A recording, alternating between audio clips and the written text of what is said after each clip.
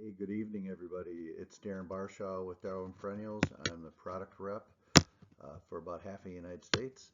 So, anyways, let's talk about our 2026 new varieties from Darwin Perennials for some very exciting product going on here. First off, this slide just takes you to our farm in Bogota, Colombia, where all of our unrooted cuttings come from.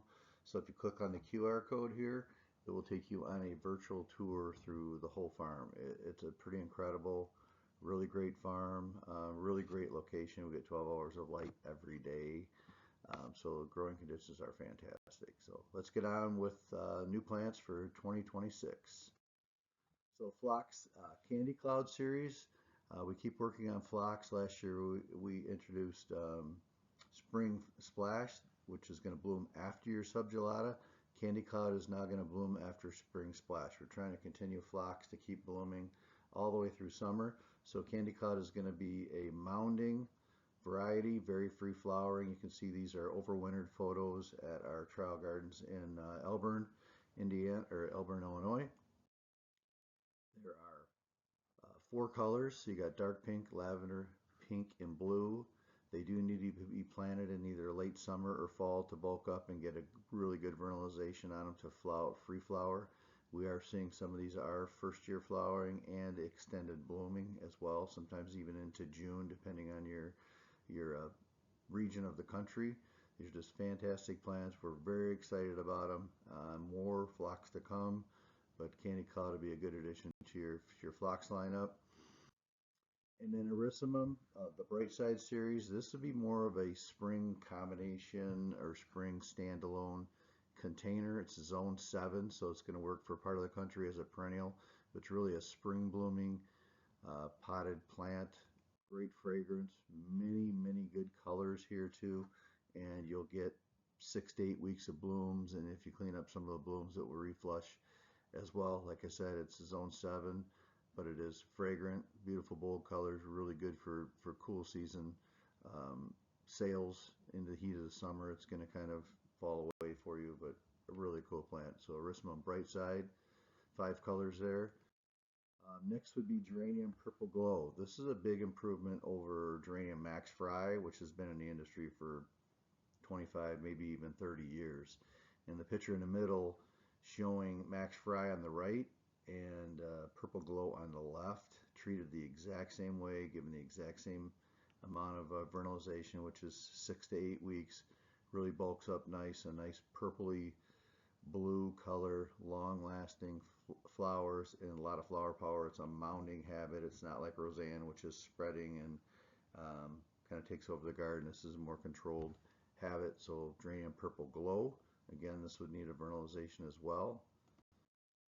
And then Bernera. We've been working on Bernera for the last few years. These are our last two varieties that I believe we'll be introducing. So this is Frost King, which is our largest leaf Bernera that we offer, and I would put this up against Alexander the Great or any of the other large leaf varieties that are out there. It's very silver with great venations, and the leaves are almost 5 inches across. I love this as a fresh spring planted plug, just because then the foliage is going to expand. You're going to get the full true size of that leaf. The flowers are a bonus. If you vernalize them, it's a nice blue forget-me-not flower. But this is, again, a large plant, 14 to 16 inches in height and about 22 inches in spread. And I consider these not deer resistant, deer proof, because they don't eat. The only thing in my yard that the deer don't eat are my Bernera. So I'm going to continue to plant Bernera. So Frost King, and then Frost Magic, very silver leaf and almost a spade shaped leaf as well. Great deer resistance. This is going to be in that a little bit smaller range, kind of along like your traditional Jack Frost or our variety Frost Break that we introduced a couple of years ago. So Bernera Frost Magic. Next would be another upgrade on our Heuchera Carnival. This is Lime Zest taking place of Lime Aid. Much more vigor, more resistant to burn when it's placed in full sun. Those pots there are 1.5 gallon Heucheras, with a 132 plant placed into them, and you see how well that filled it out. Just a great pop of color in the garden. So Heuchera Lime Zest. And then penstemons. We've been working on penstemons for quite a few years here. We still have more to come. The Rock Candy series has been out for quite a few years. We have a new addition to that, another color breakthrough, which is coral. And not only a really nice color, but we're also upgrading the habit, the branching. It's kind of the poster child for future breeding, and we'll upgrade the other colors as we progress down in the next couple of years. But Penstemon Rock Candy, Zone 5, pollinator, front of the border, kind of clicks all the buttons that we're looking for. And then Penstemon Mountain Treats. This is a medium-size penstemon. So this is a brand new series for us. 4 new colors. This one's going to be Zone 6, so not as hardy as your rock candies, but still a little bit larger, mid-range of the garden, great for containers, even a good cut flower. Stands up well, does not flop apart. These, any penstemon, they need good drainage to perform well. If they're growing in wet soil, you're gonna struggle and probably lose them overwintered. These are first year flowering as well, so that means you don't have to have a vernalization on them. You can program these like your annuals, same as the rock candies that I previously talked about. Moving on, we have another series I'm really excited about. This one is Summit Sweets, sorry. 2.5 to 3 inches tall in the garden. So again, we're looking at perennials that can be used for cut flowers. This is a fantastic cut flower. A great kind of back of the border, could be used, back of the border planting could be used as a thriller in a combination or a standalone. Big flowers, lots of them. Great pollinator plant for hummingbirds, butterflies, bees. More colors to come. So Penstemon Summer Sweets or Summit Sweets, and this is Zone 5 also. And then Gaillardias, we've been working to try to bring a Gaillardia series to the market to compete with some of the competition that we have in the marketplace right now. So Gaillardia Guapa is our 2 colors that we're introducing now. So we have Fluencio Bicolor, which is that nice orange with the yellow rim, and then red.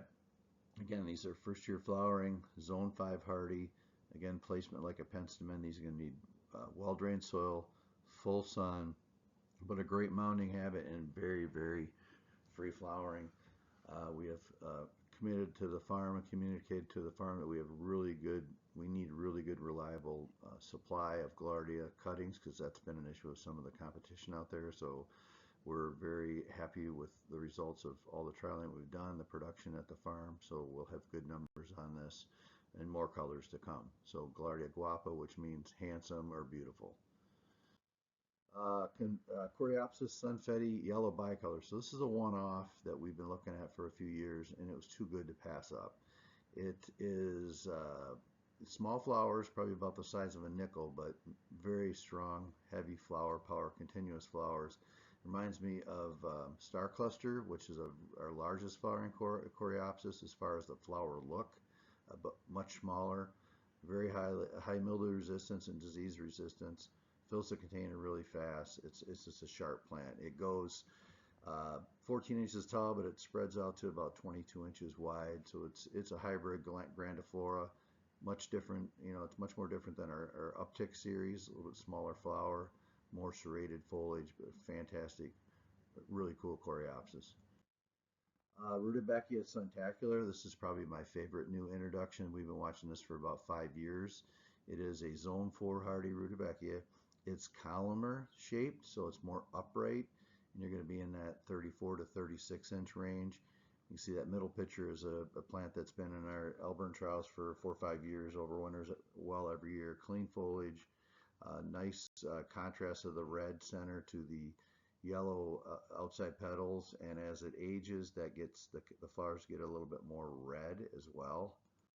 So really good.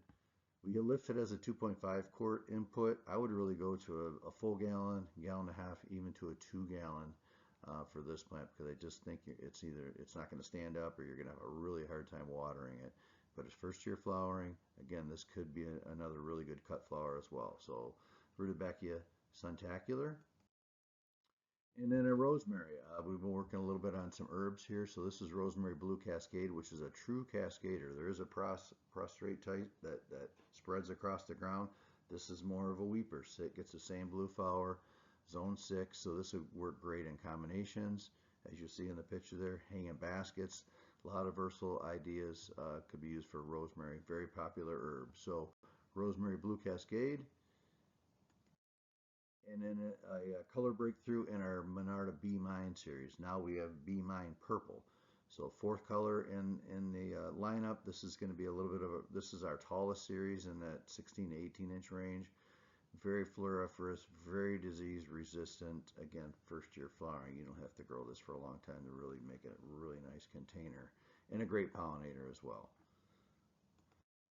And last but not least is Veronica Skyward Light Pink. So it's a color breakthrough for the Skyward series, which has really taken off. It is a fantastic series, a little bit taller than our Moody Blues, but really holds together as far as in the garden or in a container, does not split apart. Very long bloom time, a lot of small lateral branching on it, and a lot of Veronicas are known to having very are very disease prone. This is highly mildew resistant and highly black spot resistant. So this is one of the cleanest Veronicas you're going to find in the garden, in the landscape. In a container, growing it in a greenhouse, you're still going to have some fungicide sprays on them just to control the mildew because it is a Veronica. But outside in the garden, it is fantastic. So Veronica Skyward Light Pink. So that's a fourth color to this series, which again is my favorite Veronica series, and I think you guys will be really impressed with that. So thank you for your time and interest. Look forward to a great 2025 and on to 2026. If you have any questions, please reach out to me or anybody else on the ADR team. We can steer you in the right direction, and hopefully all is well with you. Have a good night.